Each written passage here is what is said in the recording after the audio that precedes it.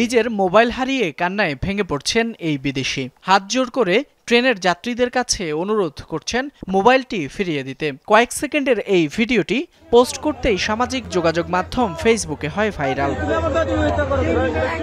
ভিডিওটিতে দেখা যায় একটি রেলওয়ে স্টেশনে একজন বিদেশি হাঁটু গেড়ে বসে ট্রেনের ছাদে থাকা কিছু মানুষের কাছে অনুরোধ করছেন তার ছিনতাই হওয়া ফোনটি ফিরিয়ে দিতে। তার কান্নাজড়িত কণ্ঠের আকুতিতে বোঝা যাচ্ছিল মোবাইলে সংরক্ষিত তার ডকুমেন্টস বা জরুরি প্রয়োজনীয় কিছু। তাই হয়তো ট্রেনের ছাদে থাকা মানুষগুলোর কাছে করজোড়ে মিনতি করছিলেন এই বিদেশি। আর সেই মুহূর্তের ঘটনাটি ভিডিও করে ছড়িয়ে দিয়েছিলেন পাশে থাকা ট্রেনের আরেক যাত্রী। ঘটনাটি সামনে আসতেই নানারকম নেতিবাচক মন্তব্যে ভরে যায় পোস্টের কমেন্ট বক্স। কেউ বলছেন বিদেশিদের সাথে এমন আচরণ মানা যায় না, এতে ক্ষুণ্ণ হচ্ছে দেশের ভাবমূর্তি। কেউ বা বলছেন এমন হতে থাকলে মুখ ফিরিয়ে নেবেন দেশে আসা বিদেশি নাগরিকরা।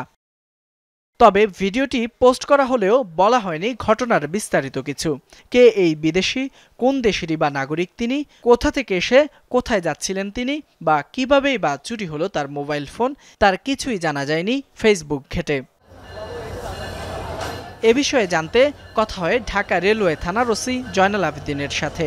তিনিও ঘটনার বিস্তারিত জানাতে পারেননি। বলছেন মোবাইল চুরির ঘটনায় পুলিশের কাছে কেউ অভিযোগ নিয়ে আসেনি। ধারণা করা হচ্ছে ঘটনাস্থল বিমানবন্দর রেলওয়ে স্টেশন। এটা আপনাদের মতো আমরা সোশ্যাল মিডিয়ার মাধ্যমেই জানছি।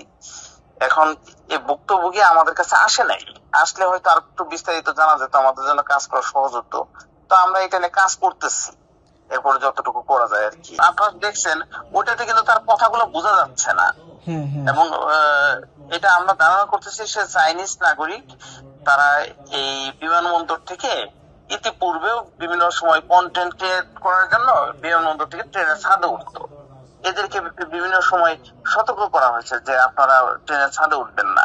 এখানে কোনোভাবে হয়েছে ওই ভিডিওটা তো দেখবেন যে সে ট্রেনের ছাদের লোকদের দিকেই করছে, ওই যে কয়েক সেকেন্ডের যে ভিডিওটা যেটা দেখা যাচ্ছে।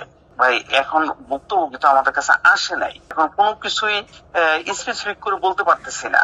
তবে ঘটনাটা গতকালে ঘটছে এবং বিমানবন্দরে হবে যেটা আমরা ধারণা করছি। পুলিশ বলছে ভুক্তভোগী বিদেশির কাছ থেকে তথ্য পেলে দ্রুত উদ্ধার করা যাবে মোবাইল ফোনটি। ফয়সাল মাহমুদ, যমুনা নিউজ, ঢাকা।